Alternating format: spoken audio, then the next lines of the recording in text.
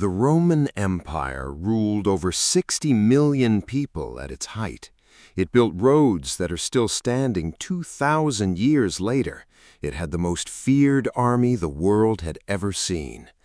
But you can trace its entire collapse back to one decision. An emperor who needed cash and decided the easiest place to get it was the coins already sitting in everyone's pockets. Yeah, seriously. He didn't raise taxes, he didn't go to war for plunder, he just quietly started shaving silver out of the money supply.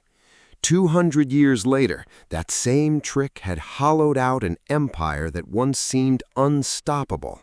A horse race in Constantinople turned into a massacre that nearly toppled an emperor. A barbarian king who grew up as a Roman hostage ended up ruling Rome from a stolen throne. And the simplest fix anyone could think of, just print more money, the same fix it always is, only made everything catastrophically worse. So how did we get from the most powerful empire on earth to an empire that flat out ran out of money? To understand the fall of Rome, you first have to understand how rich it actually was. Here's the Mediterranean world in the year 200 AD. The Roman Empire at its absolute peak. It controlled Britain, Spain, North Africa, Egypt, and everything in between. The Mediterranean Sea wasn't a border, it was basically a Roman lake. Trade flowed from one end of the empire to the other on roads engineers had built to last forever, and honestly, some of them did. Rome's currency, the denarius, was trusted everywhere, from London to Jerusalem. It was good silver, and everyone knew it was good silver, so everyone took it. But running an empire this size was staggeringly expensive. You needed soldiers, and Rome had hundreds of thousands of them, stationed on every frontier from Scotland to the Persian border. You needed to pay those soldiers in coin, because an unpaid Roman army was, historically, a very short walk away from murdering its own emperor and installing someone who would pay them. And you needed bread, literal free bread, handed out to the population of Rome itself, because a hungry capital city was almost as dangerous as a hungry army. So here's the problem. The empire's income mostly came from taxes on land and trade, and that income wasn't growing, but the expenses kept climbing. Every few decades, a new war happened. A new threat showed up on a frontier. A new emperor needed his troops loyal fast, which meant paying them a bonus just for showing up to support him. So one emperor came up with a clever idea. Marcus Aurelius's son, Commodus, and the emperors who came after him weren't the ones who started it, but they leaned on it hard. If you melt down the empire's silver coins and mix in cheaper metal, you can mint more coins out of the same amount of silver. Same face value, same size, same little portrait of the emperor stamped on the front. Nobody has to know. You just made money out of nothing. It worked for a while. The treasury got the cash it needed without raising a single tax. But here's the thing about debasing your currency. You can only do it once before people notice. So when the money still wasn't enough, they did it again and again. By the year 270 AD, a denarius that had once been almost pure silver was down to about 4% silver. The other 96% was junk metal with a thin silver wash over it, and that wash wore off fast. People weren't stupid. Merchants started refusing to accept coins at face value. Prices for everyday goods, grain, wine, oil, started climbing because nobody trusted what the coin in their hand was actually worth anymore. This is called inflation, and Rome was about to get its first brutal lesson in what happens when an empire just prints its way out of a bill it can't pay. And while the money was quietly rotting from the inside, the frontiers were catching fire from the outside. The 3rd century, the 200s AD, became known to historians as the crisis of the 3rd century, and crisis does not even begin to cover it. In a span of about 50 years, Rome went through over 20 emperors. Most of them didn't die of old age. They were murdered by their own troops, overthrown by rivals, or killed in battle, sometimes within months of taking power. One emperor, Valerian, was captured alive by the Persian king Shapur and, according to later accounts, was kept as a literal human footstool until he died. True or exaggerated, the message landed either way. Rome looked weak. And weak empires get tested. Germanic tribes pushed across the Rhine and Danube frontiers. The Persian Empire pressed hard in the east. At one terrifying point, the empire actually split into three competing pieces: a breakaway empire in the west called the Gallic Empire, a breakaway kingdom in the east called Palmyra, ruled by a queen named Zenobia, who briefly carved out her own territory from Egypt to Turkey, and whatever was left of real Rome stuck in the middle. For a few years, there wasn't one Roman Empire, there were three. It should have been the end right there and then. A string of tough, battle-hardened emperors from the Balkans, soldiers who'd clawed their way up through the ranks rather than being born into the purple, started stitching the empire back together by force. The most important of them was a man named Diocletian, and he looked at the wreckage and decided the empire had gotten too big for one person to run. So in 286 AD, he split it. One emperor for the western half, one for the eastern half, each with a junior partner waiting to take over. 4 rulers, 1 empire, on paper anyway. It was supposed to make the whole thing easier to defend and easier to govern. What it actually did, long-term, was plant the seed for 2 completely different Romes, a Western Rome and an Eastern Rome, that would eventually have 2 completely different fates. Diocletian also tried to fix the money problem head-on. He issued a famous edict fixing maximum prices on goods across the empire, basically telling merchants you were not allowed to charge more than this for bread, for wool, for anything. It collapsed almost immediately. Merchants just stopped selling at a loss. Goods vanished from markets, and black markets popped up everywhere instead. You cannot fix a currency you've already hollowed out by yelling at the price tags. Now it's 312 AD, and a new name enters the story: Constantine. He won a civil war for control of the empire, and unlike literally every emperor before him, he became a Christian. The religion that had been persecuted by Rome for nearly 300 years was suddenly the emperor's own faith. Within decades, it would become the empire's official religion entirely. Constantine also did something that would echo for the next 1,000 years.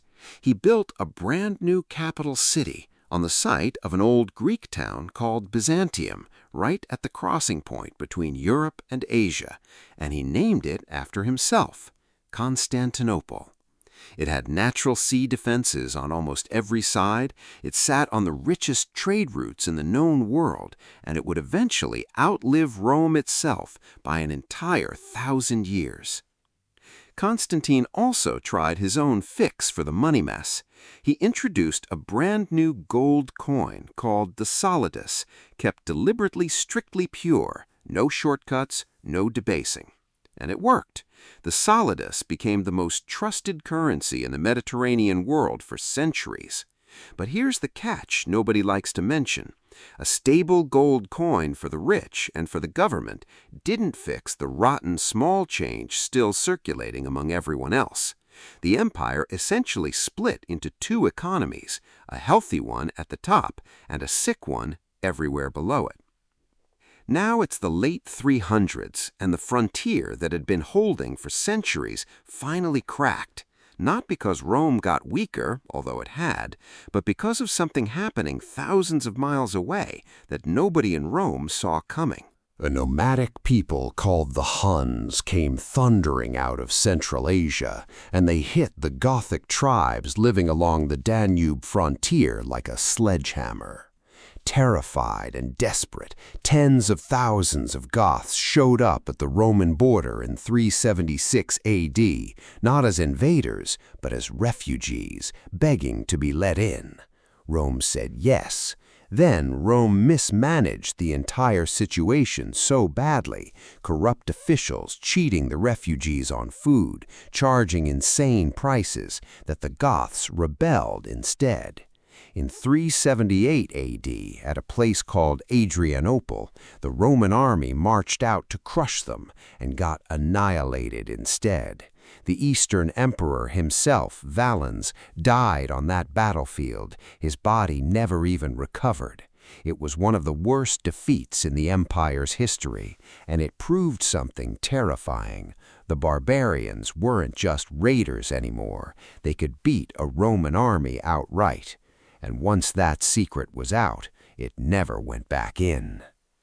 Over the next few decades, those same Goths, led eventually by a king named Alaric, wandered the empire as a sort of armed nation within it, sometimes fighting for Rome, sometimes fighting against it, always looking for better terms.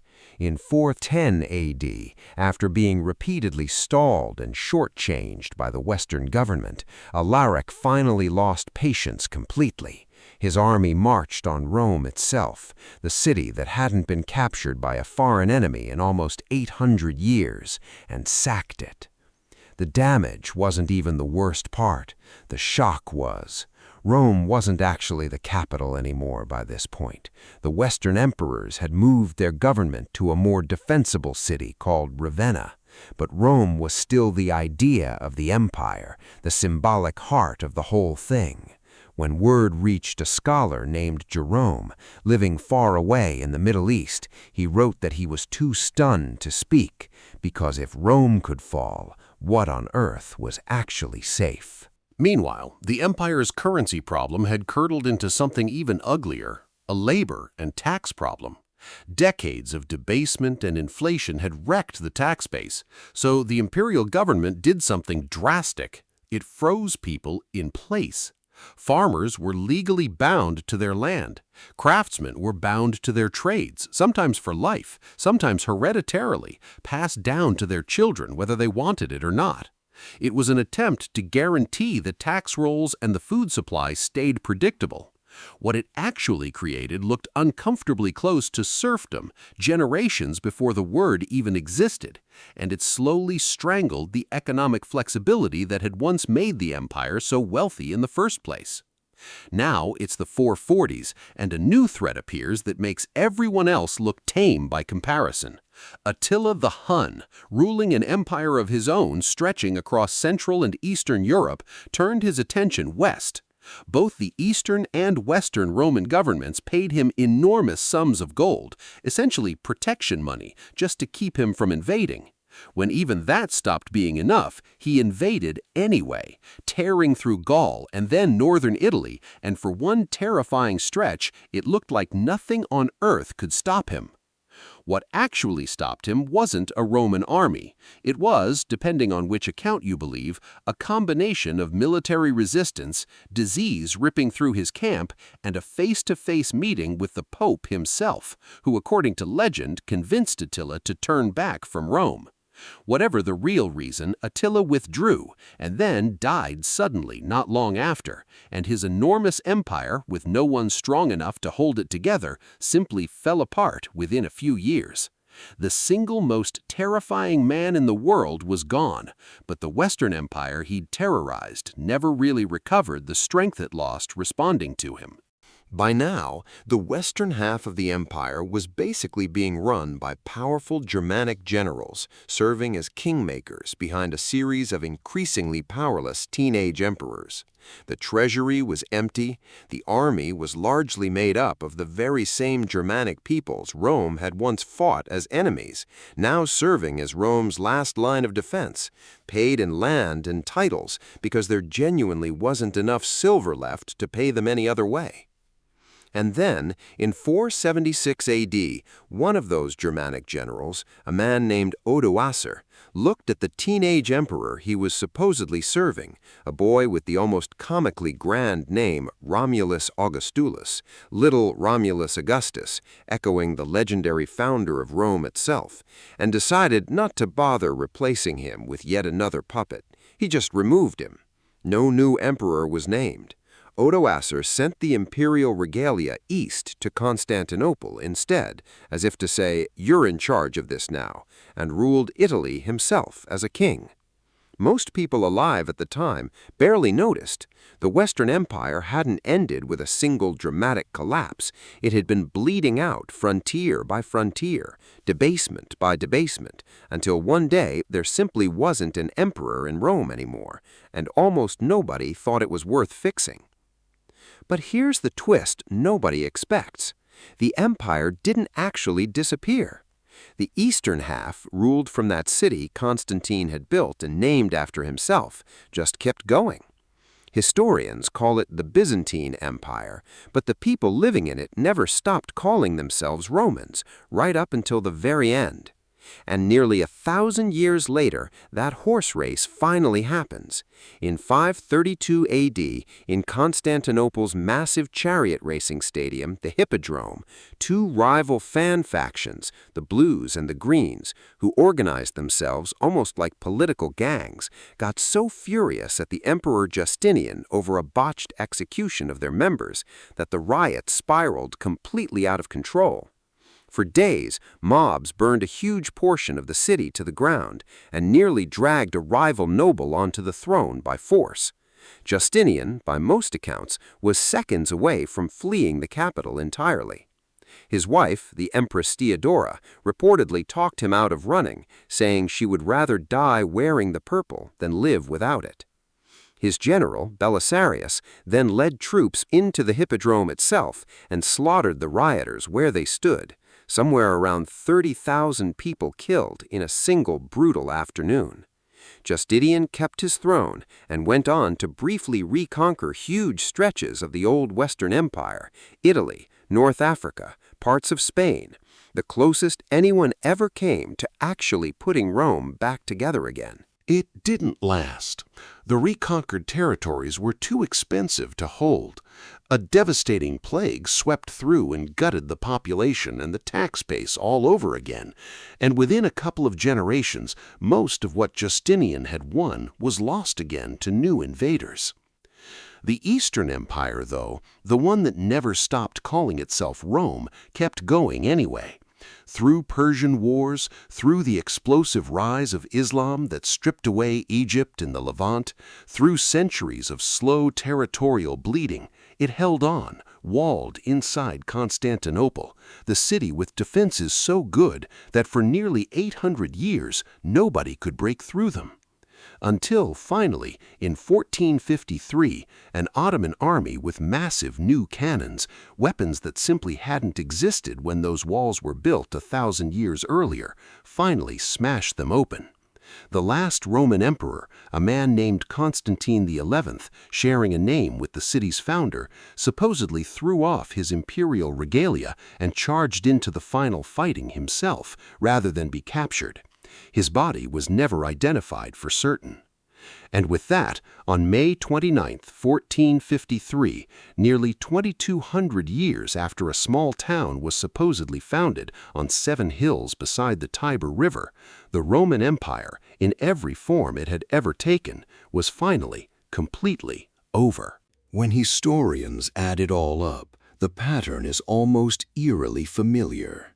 An empire spends beyond what it actually earns.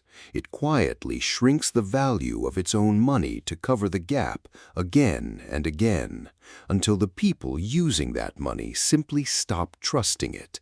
Trade slows, taxes get harder to collect, the state gets weaker right when it needs strength most, and the threats outside the border, the ones that were always there, finally get through. Rome didn't fall in a single afternoon, no burning city in a single day, no one battle anyone could point to and say, that was it, that was the end.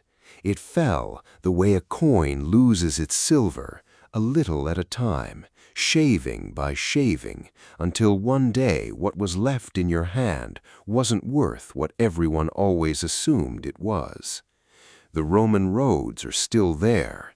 Drive through parts of Europe today, and you're still in places driving on the exact stones Roman engineers laid down 2,000 years ago. The empire that built them is gone, but the lesson it left behind about money, about what happens when you quietly tell everyone their coins are worth less than they think, never really went away. It just kept getting relearned by every empire and every government that came after, all the way down to today.